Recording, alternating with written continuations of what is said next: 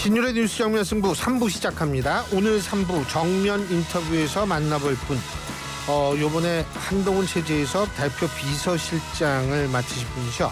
국민의힘 박정하 의원 직접 스튜디오에 모셨습니다. 어서 오십시오. 안녕하세요, 청취자 여러분. 원주갑 출신의 박정하입니다. 예, 아유, 그 목소리도 갈라지세요. 예, 요즘 좀 경무입니다. 그죠? 힘들죠. 네. 예.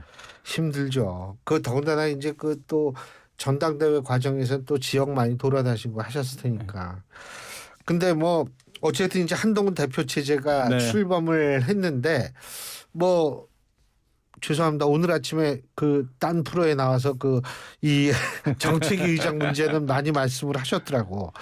근데 이 좀 어떻게 안정을 좀 찾아갈 수 있을까요? 저는 곧 정상화될 것 같아요. 왜요? 그리고 뭐 일단은 우리 당 전체가 지금 전당대회에서 나온 그 민심에 대해서 잘 받아들이고 변화 개혁해서 국민들로부터 신뢰를 다시 얻어야 된다는데 다 같은 생각을 갖고 있거든요. 그래서 지금 나오는 거는 제가 볼 때는 뭐 일부 잘못된 것도 있고, 잘못됐다고 표현한 건 잘못 전달이 되고 표현되는 부분도 있고, 그래서 뭐 한동훈 대표의 정치력, 그다음에 우리 그 원을 구성하고 있는 의원님들, 그다음에 당원들 뭐 다 일심동체가 돼서 같이 나갈 수 있는 길이 저는 뭐 나오리라고 봅니다.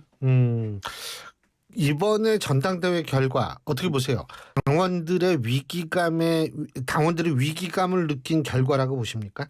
그럼요. 위기감, 그다음에 한동훈 대표에 대한 기대감 다 섞여서, 그리고 지금까지 저희 여권이 보여줬던 거에 대한 그 좀 반성과 실망 뭐 이런 것들이 다 섞여서 정말 이제는 좀 변화하고 민심에 바로 반응하고 해야 되는 당을 만들어야 된다. 그리고 정부가 하는 일을 그런 식으로 같이 해서 같은 목소리로 가야지 대통령도 성공한 대통령을 만들고 정권도 재창출을 할 수 있다라는 게 저는 63%로 나온 거라고 봅니다. 보수 정당 계열에서 전당대회 결과가 이 정도로 나온 거는 역대 처음입니다. 예, 김기현 대표가 됐을 때 50% 중반대였을 거예요. 예, 초반 뭐 초중반이었던 예. 것 같고. 그리고 이준석 대표도 마찬가지고요. 그렇죠. 네. 예? 그렇기 때문에 60%를 넘는다는 거는 그거는 엄청난데. 그것도 양자 대결이 아니라 지금 사자 대결 구도에서. 그렇죠. 네. 예. 그걸 잘 받아들여야 된다고 생각합니다. 근데 상대 정당들은 뭐 3자 대결 구도에서도 90%가 넘게 나오고 정상적이지 않다고 봐요. 99.99%로 막 들고. 네. 예. 자, 상대 정당 얘기가 나왔으니까 제가 예. 여쭤보는데 지금 민주당 같은 경우 이게 지금 많은 기자들이 이제 좀 궁금해하는 게 뭐냐면 필리버스터라는 것이 과연 효용성이 있느냐 하는 부분이거든요. 네. 어떻게 보세요? 저는 지금까지 보여줬던 거는 효용성이 없다라고 말씀드리고 싶어요. 저는 3일 전인가 제가 이제 필리버스터 대기자였고 민주당 박선원 의원이 한 10시간 정도 하면서 제가 결국은 발언은 못했습니다만 그때 느꼈던 게 그거예요. 의미 없이 이거는 소위 말하는 우리가 얘기하고 있는 소수 정당에서 무제한으로 시간을 끌면서 의사 진행이 좀 늘어지게 하는 게 아니라 24시간짜리 찬반 토론이 돼버렸구나. 그러니까 성격 자체가 바뀌었고 두 번째는 그때 당시 지금도 마찬가지입니다만 지금 밖에 나가면 위메프 팀원 때문에 피해 문제 그렇죠. 때문에 심각하지요. 그다음에 뭐 집값도 들썩들썩 한다고 해요. 맞아요. 그다음에 비도 많이 와서 피해 보는 데도 많아요. 근데 그 면적도 크게 넓지 않은 국회 내에서는 본회의장에서는 필리버스터 한다고 하고 과방위 상임위원장에서는 그 방통위원장 후보자를 갖고 역대 처음으로 3일씩이나 청문회를 예. 하고 있고 법사위에서는 또 무슨 탄핵 청문회 한다고 그러고 저를 포함해서 제가 그런 느낌이 들더라고요. 만약에 제가 필리버스터를 하면서 방송법에 대해서 준비를 많이 했습니다만 그것보다도 우리 스스로 괴물이 되어 가고 있는 것 아니냐. 나를 포함해 여야 모두가 국회의원들이 국민들의 삶과 국민들의 민생과는 괴리돼서 우리 스스로 괴물이 되어 가는 것 같다. 우리 여기서 좀 벗어났으면 좋겠다라는 말씀을 꼭 드리고 싶었어요. 근데 그게 기회가 없었죠. 맞아요.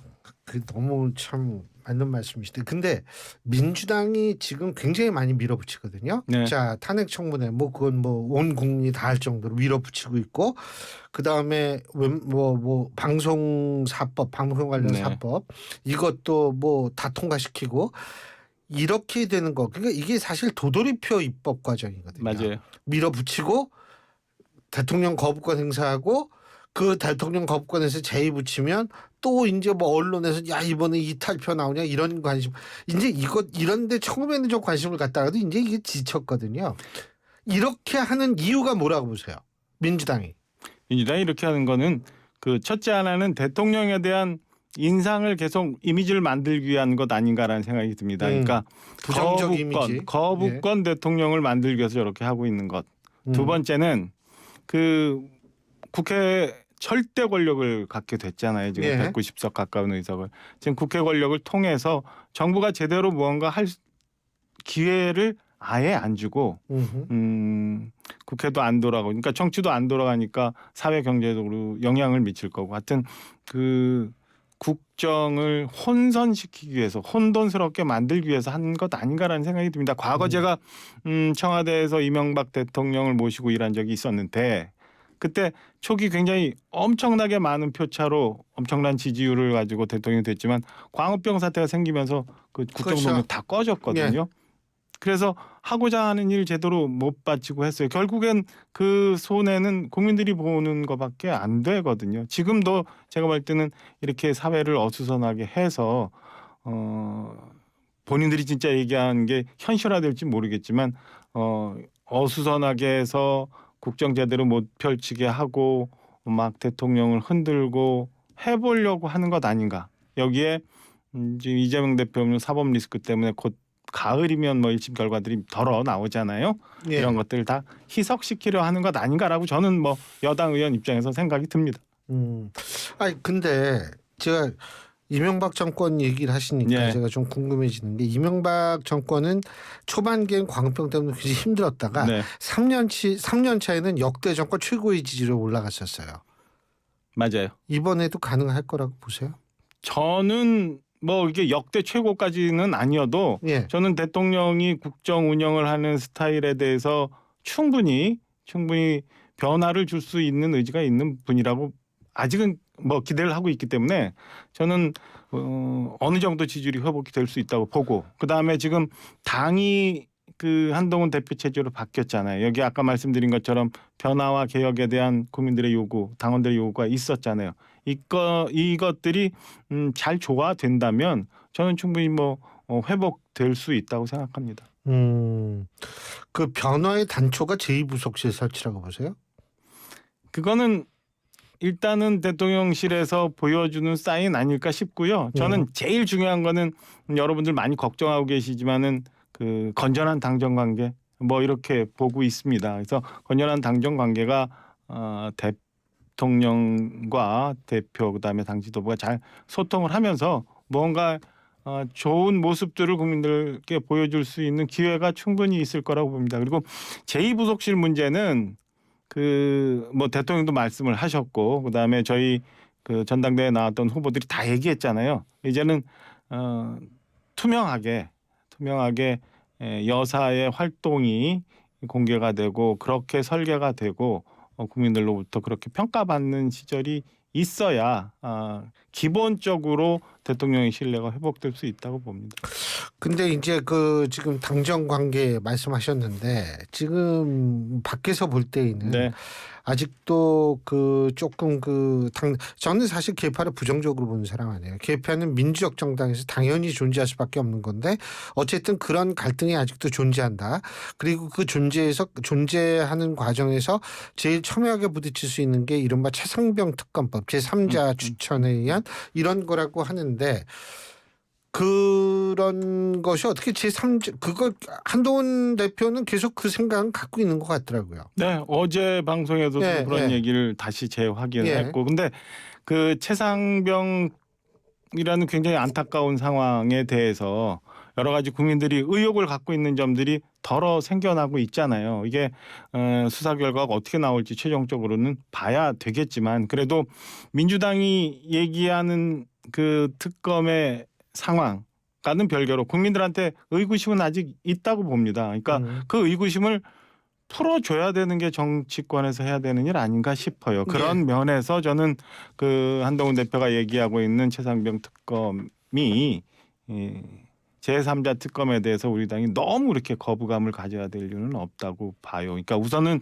민주당이 얘기하고 있는 최상병 특검법은 첫째 일단 특검의 추천에 굉장히 모순이 있고 그 내용에 들어가서도 상당히 굉장히 과격한 부분들이 좀 있거든요. 그런 것들을 정리하고 그다음에 아주 객관적인 특검이 와서 객관적인 상황을 수사를 하고 이를 통해서 국민들이 그동안에 있었던 의구심 그리고 최상병을 둘러싼 분들이 위로를 좀 받을 수 있다면 저는 그게 해야 되는 정치권에서 해야 되는 일이라고 보고 벌써 그러다 보니까 민주당에서는 이재명 대표가 그거 못하겠다고 얘기를 하잖아요. 그러니까 저는 특검의 설계를 어떻게 하느냐 그 수사 범위를 어떻게 하느냐에 따라서 저는 우리 당 의원님들도 충분히 한동훈 대표가 본인이 취지를 설명을 한다면 이해하는 부분도 있을 거라고 봅니다. 그게 꼭 특검은 곧 탄핵이다라고 생각지 않아요. 국민들이 바라는 바에 있어야 그 지점에 서서 국민들과 같은 곳을 쳐다봐야 국민들로부터 신뢰가 오지. 늘 언제나 국민들이 바라는 바와 다른 편에 반대편에 있어서 방어만 하다가는 저는 이 국면을 헤어나지 못한다고 생각합니다. 그 탄핵 말씀하셨는데 요새는 탄핵이 그냥 일상 용어가 됐어요. 그리고 아까 제가 잠깐 말씀드렸었는데 민주당 쪽에서는 방통위원장 같은 게 인재풀이 고갈될 때까지 탄핵하겠다 이런 얘기가 아주 전 깜짝 놀랐어요. 이거는 완전히 너무 정체가 감소화되는 거 아닌가. 예? 그 지금 방송사법의 문제점은 간단하게 한 줄로 요약해서 말씀을 드리면 우리 신동욱 의원이 잘 설명을 주셨는데 지금 사장 추천을 할 수 있는 분들을 21분도 늘리겠다는 거고 그 늘리는 21명이 굉장히 편향적으로 설계됐다는 거거든요. 근데 조금 있으면은 그 MBC 사장 선임에 관한 권한을 갖고 있는 박문진 이사 선임의 건이 있어요. 그거를 막기 위해서 지금 하고 있는 거예요. 그렇기 때문에 방통위원장 후보가 누가 됐든 그다음에 대통령이 어떻게 지명을 하든 아마 이진숙 후보자도 임명이 된다는 걸 전제로 한다면 하고 나서 바로 무언가 공식적인 일을 하면 바로 탄핵 걸 거라고 봅니다. 그래서 업무가 마비되게 해서 지금 과거 정부에서 이루어졌던 박문진 이사진의 구조가 변하지 않게 그걸 막고자 하는 거라고 보고 있습니다. 근데 그거 그렇게 해도 그게 그렇게 쉽지 않을 거라고 그러던데 아니 제가 알기로는 그 박문진 이사 지금 8월 20일인가 아마 임기가 만료될 거예요. 그런데 그거를 그렇게 지금 이미 이게 착수가 돼서 돌아가고 있기 때문에 그렇게 탄핵을 계속 저걸 한다 그래도 쉽게 그걸 막기는 힘들 거라는 분석도 있더라고요. 그게 이제 저거잖아요. 지금 교수님 말씀 주신 것처럼 탄핵을 하더라도 그 전에 이게 계속 도돌이표가 그 전에 했던 것처럼 탄핵을 하기 전에 사의를 하고 다시 또 후보자 가고 그러면 그 나머지 행정 절차는 계속 돌아가는 거니까 막기가 어려운 거죠. 그래서 근데 전 너무 놀랐어요. 인재풀이 고갈될 때까지 이게 근데 너무 요새 정치가 감성화됐어요. 이성적 프로세스여야 하는데 좀 합리적으로 돌아왔으면 좋겠습니다. 그러니까 여야 간에 있을 수 있는 정쟁을 갖고 있을 수 있는 방식으로 싸우는 것과 지금 국회가 보여주고 있는 모습은 저는 전혀 정상적이지 않다고 봐요. 아까 그래서 스스로 저를 포함해서 모두가 괴물된 것 같은 기분입니다. 이게 지금 이게 한동훈 대표가 예를 들면 조금 그 합리성을 보여줄 수 있는 부분은 어디에 있다라고 보세요? 그 원내 이런 한계가 있다고 말씀을 하고 있는데 그 요즘에 보면은 한동훈 대표가 위메프 사태에 대해서 지난주에 이제 글도 올리고 저희 당에서 좀 조치를 하라고 얘기도 하고 정말 그 이 원내 상황에 이렇게 매몰되지 않고 저는 국민들이 바라는 민생 이런 데를 찾아가려는 노력을 보이는 게 저는 그거 자체로서 국민들로부터 지금 그래도 기대를 받고 있는 것 아닌가라는 생각입니다. 그래서 법률가라서 오래 있었다는 비판이 있지만 제가 옆에서 보면은 굉장히 짧은 시간에 습득도 빠르고 본인 노력도 빨라서 저는 뭐 오랜 시간이 안 지나도 정치인으로서 바로 잡힐 것 같고 그거를 통해서 본인의 리더십을 통해서 아까 말씀드렸던 것처럼 우리 당이 안고 있는 여러 가지 난제들을 잘 헤쳐나가리라고 기대하고 있습니다. 그 지금 사실 그 예전에 그 이준석 네. 대표 당시에도 비서실장을 하셨었잖아요. 아 그때는 우리 지금 사무총장은 이제 서범수 총장이 비서실장 하셨죠. 저는 그때 원외 상황이었고. 예. 네네. 근데 이렇게 볼 때 같은 원외 대표 아니에요? 이준석 네네네. 대표랑 그 저기 한동훈 대표랑. 네. 그러면은 사실 이준석 대표는 그때 굉장히 흔들렸다라는 건 누구든 다 인정할 수밖에 없었고 그런데 그때하고 지금하고 좀 차이가 있다면 어떤 차이가 있다고 보세요? 아까 말씀하신 것처럼 그때는 사실은 대통령에 대한 지지도나 기대 그리고 그렇죠. 소위 대통령의 뜻을 많이 이제 그 당에 전파하고 있는 개파라는 게 사실은 공고하게 있었다고 보여져요. 예. 그러니까 소위 친윤계라고 하는. 근데 지금은 그 친윤계나 뭐 저희도 일부를 무슨 친한계로 표현을 합니다만은 그게 꼭 그렇지는 않거든요. 이제 친윤계라는 그 공고함이 저는 많이 흩어지지 않았나. 그리고 대통령의 국정 운영에 대해서 우리 당원들이 주문하는 것들이 제법 있기 때문에 그리고 우리 현재 그 국민의힘을 구성하고 있는 현역 의원들의 판단이 예. 저는 지금은 우리도 좀 변해야 된다라는 것, 그다음에 이대로 가면 안 된다는 거 저변에 공감대가 형성돼 있기 때문에 이준석 대표 때하고는 좀 다르지 상황이 않을까라는 다르. 예. 근데 사실 뭐 친한 게 이런 부분에 대해서 굉장히 뭐 좀 아유 나는 친윤이고 친한 뭐 이런 식으로 하는데 그러실 필요가 저는 없다고 보거든요. 네. 정당 내에서 개파랑 영국 같은 경우에 정당 내에 개파가 얼마나 많은데요.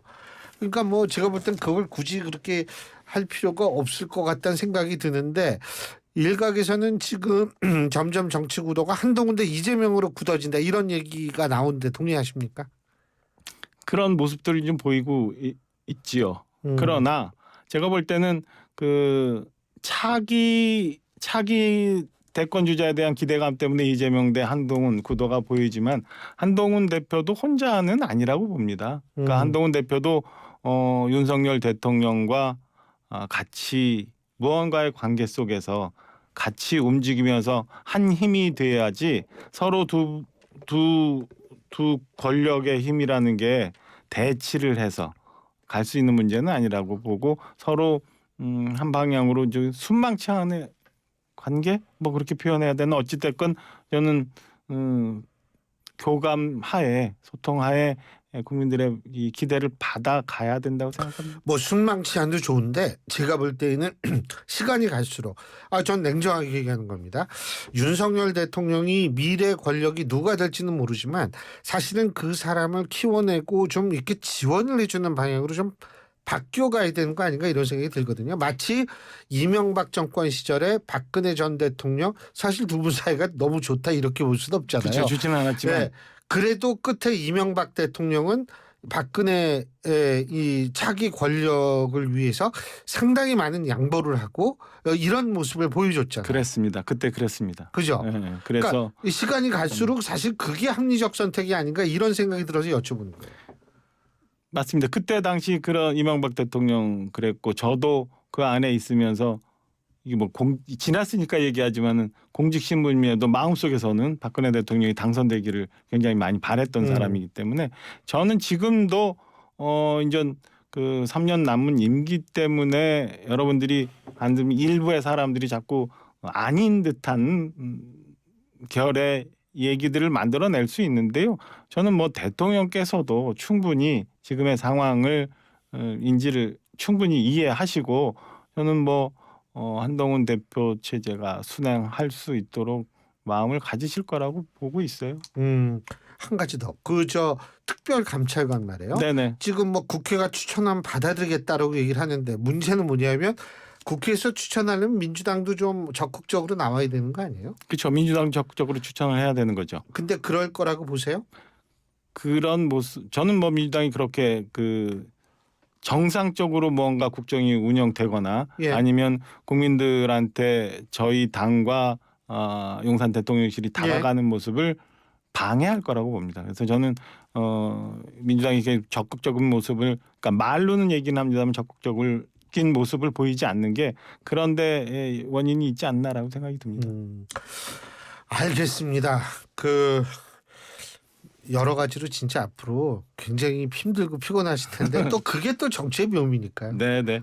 열심히 하겠습니다. 앞으로 활약 잘 보겠습니다. 네. 오늘 말씀 잘 들었습니다. 감사합니다. 고맙습니다. 예, 지금까지 국민의힘 박정하 의원이었습니다. 지역의 전문가들과 원하는 배움을 이루는 이곳